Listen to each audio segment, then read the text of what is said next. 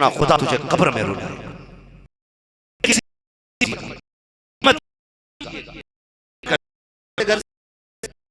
बेटी बेटी दूसरा निकाह कर लूं। मैंने कहा क्यों? कहा कि बेटी बेटियां हैं। मैंने कहा क्या रब के फैसले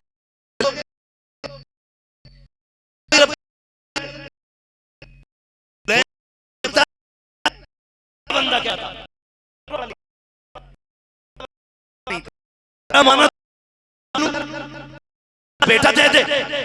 ओ भाई ये इसके नसीब या तेरे नसीब की बात नहीं, ये रब के फैसलों की बात है। अगर तेरे घर में बेटा नहीं आ रहा है दूसरे निकाह के ख्वाब ना देख, किसी की बेटी का दिल ना दुखा, किसी पे सितम ना कर, किसी को रुला, खुद रोना शुरू कर दे, सत्य में रोना शुरू कर दे। अगर वो राजी हो जाएगा तुझे एक के बदले में 10-10 बेटे अता फरमा दे, क्योंकि उसके खजाने में कमी नहीं है। लेकिन होता क्या है? होता यही है कि जिम्मेदार सिर्फ बेटी समझी जाती है। किसी की बेटी सताना मत। कई बेटियों के घर भी बात याद आती। शख्स था एक, अल्लाह ने उसे 6 बेटियां अता फरमाई। कितनी? 6 बेटियां। जब 7वीं मर्तबा उसकी बीवी उम्मीद से हुई, उसने पकड़ा बालों से और कहने लगा सुन, अगर इस बार बेटी पैदा हो गई ना तो बच्ची को कत्ल कर दूंगा और तुझे घर से निकाल दूंगा। इतनी बड़ी धमकी उसने दी। तो माँ होती है ना, माँ होती है। उसने रो के कहा मालिक करम कर, मैं माँ हूं, मुझे घर से निकाल देगा तो कोई बात नहीं, लेकिन इसने बात बड़ी कर दी है। इसने कहा अगर बेटी पैदा हो गई तो उस बच्ची को कत्ल करने को कह रहा है। यार अगर बेटी कत्ल होगी मैं कैसे देखूं? ए मेरे तू तेरे मालिक, मुझे तेरे फैसलों से कोई, तू एक बेटी दी मैंने शुक्र का, तूने दूसरी बेटी दी मैंने शुक्र का दामन फैलाया। बेटी दी मालिक, तूने 6 बेटियां दे दी, मैंने हर बेटी के बदले में तेरा शुक्रिया अदा किया। मालिक अगर 7वीं भी बेटी दे मुझे कोई एतराज नहीं, लेकिन दर्द इस बात का है कि मेरा शौहर जालिम भी है, जाहिल भी है। मालिक अगर बेटी हो गई तो वो कत्ल कर देगा। अल्लाह अपने कर्म से फैसला कर, या तो मेरे शौहर का दिल बदल दे या फिर अपने कर्म से मेरी तकदीर बदल दे, या तो बेटा दे दे या फिर मेरे शौहर का दिल बदल दे। इधर ये रोई, उधर वो बिस्तर पे सो रहा था, ख्वाब देख रहा है, मैदान क़यामत है, हिसाब किताब चल रहा है। कह रहा मेरा अमल तोला गया। जब अमल तोला गया तो अमल नामे में गुनाह ज्यादा थे। कहता फरिश्ते मुझे लेके चले दोज़ख की तरफ, ऐलान कर दिया गया इसे जहन्नम की तरफ लेके चले जाओ। जब फरिश्ते मुझे दोज़ख में डालने लेके चले तो कहता जब मुझे लेके गए ना तो जहन्नम के पहले दरवाजे पे गए तो पहले दरवाजे पे मेरी बड़ी बेटी खड़ी थी। उसने हाथ लगा के कहा मालिक मैं इसे जहन्नम में जाने नहीं दूंगी, ये मेरा बाप है, इसने मेरी परवरिश की है, मेरे परवरदिगार इसे दोज़ख में न डाल। का फरिश्तों ने पहले दरवाजे से हटाया, दूसरे दरवाजे पे लेकर के गए हैं, दूसरे दरवाजे पे दूसरी बेटी खड़ी है, उसने हाथ लगा लिए, का वहां से हटाया, तीसरे दरवाजे पे लेके गए, का एक के बाद तीसरे लेके चलते रखे, का 6 दरवाजों पे लेके गए, 6 के 6 दरवाजों पे 6 बेटियां मिल गई और 6 दरवाजों के जरिए जहन्नम में जाने से बच गया। कहता लेकिन बेटियां 6 थी, दरवाजे 7 थे। का जब फरिश्ते 6ठे दरवाजे से लेके 7वें दरवाजे पे गए तो वो दरवाजा खाली था। हैबत से आंख खुल गई, पसीना पसीना सजदे में आ गया, रो के कहता है या अल्लाह अपने करम से मुझे बेटा ना दे के 7वीं बेटी अता फरमा। पता चला बेटियां सिर्फ सहारा बन के नहीं आती, बेटियां जन्नत का परवाना बन के आया करती हैं, परवाना बन करके आती हैं। आप बच्चों को बद्दुआ न दिया करो। अल्लाह जिसे चाहता बेटी देता है और जिसे चाहता है बोले बेटा देता है। और अल्लाह जो दे उस पे राजी रहो,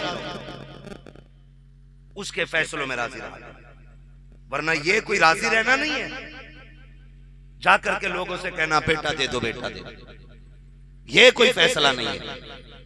अपने रब को राजी करने के रास्ते निकालो, रब को राजी करने के। तो मैं बात अर्ज कर रहा था अल्लाह औलाद दे तो अल्लाह का शुक्र अदा करेंगे, करेंगे इंशाअल्लाह।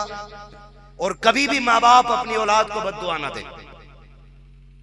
तेरा कितना भी दिल दुख जाए बर्दाश्त कर, ये तो इसकी कम नसीबी है कि ये माँ बाप को दुख दे रहा है। लेकिन माँ बाप की जिम्मेदारी है वो बद्दुआ ना दे। मुझे बात याद आई, एक खातून को अल्लाह ने बेटा दिया, उसके बाद शौहर का इंतकाल हो गया, बच्चा छोटा ही था। लोगों ने कहा चल सहारा मिल गया, इसके सहारे जिंदगी गुजर जाएगी इसके सहारे जिंदगी। माँ उसे नाजों से पालती रही। एक दिन बच्चा उठा, उसने कोई नुकसान कर दिया। जैसी बच्चे से नुकसान हुआ ना, माँ ने फौरन तड़प के कहा तुझे मौत नहीं आ जाती, तू मर नहीं जाता? ये कह के माँ तो चुप हो गई, लेकिन सुने तकदीर की डायरी में ये जुमले रकम हो चुके थे। उसने कह दिया आज कि तुझे मौत नहीं आती, तू मर जा। ये माँ कह के भूल गई, लेकिन तकदीर की डायरी में ये जुमले नोट हो चुके थे। अल्लाह को ये बात ना गवार गुजर गई। उसने बेटा दिया था ताकि इसका सहारा बने, लेकिन नाशुक्री की। फिर भी माँ पालती रही, मेहनत से पढ़ाया लिखाया, अपने जुमले भूल गई कि उसने क्या कहा है। बच्चा जवान हो गया, अच्छी सर्विस में लग गई, अच्छी जगह रिश्ता हुआ। जब शादी में 8 दिन रह गए, अचानक बच्चे का पैर फिसला और गिरा और बच्चे का इंतकाल हो गया। वो लड़का नौजवानी के आलम में गया, शादी से 8 दिन पहले गया। तो माँ ने रो के कहा ए अल्लाह मेरे परवरदिगार, ऐसे टाइम पे बेटा लिया है, मेरी खुशियों का जनाजा निकल गया। चंद दिनों के बाद मेरे बेटे के सर पे सेहरा बंधने वाला था, मेरे घर में बहारें आने वाली थी, मेरे मौला मेरा बेटा ले लिया, मेरी जिंदगी तबाह हो गई है। जब इतना रो के कहा, गैब से आवाज आई, नादान हमने तुझे एहसास दिला दिया है, जब हमने तुझे ये सहारा बना के दिया था, तूने उस वक्त नाशुक्री की थी और इसके लिए मौत मांगी थी। आज हमने इसको मौत दे करके अपनी दी हुई नेमत का तुझे एहसास दिला दिया। इसलिए आपसे गुजारिश है, आप अपनी औलाद के लिए कोई जुमला ना कहें, अपनी औलाद के लिए कोई गलत जुमला ना बोले। ये माँ बाप की जिम्मेदारी है और औलाद की भी एक जिम्मेदारी है। औलाद की भी एक जिम्मेदारी है, जब तक जिंदा रहे अपने माँ बाप से मोहब्बत करते रहे, माँ बाप से मोहब्बत करते रहे। इसलिए कि माँ की कीमत कोई अदा नहीं कर सकता है। कर सकता है? नहीं कर सकता ना।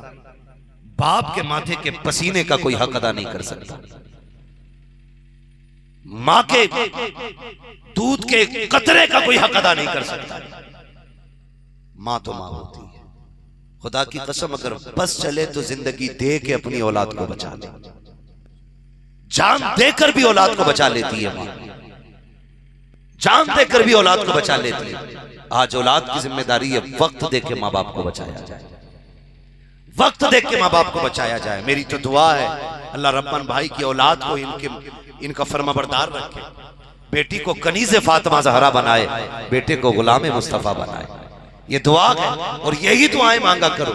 जब बच्चियां होशियार हो जाएं, बच्चे समझदार हो जाएं, तो उन्हें जमाने की अमीरी की खबरें नहीं देनी है, मुस्तफ़ा की गुलामी की खबरें उन्हें पढ़ानी है, हुजूर से मोहब्बत के सबक उन्हें पढ़ाने हैं, हुजूर से इश्क कैसा करना है ये अपनी औलाद को समझाना है।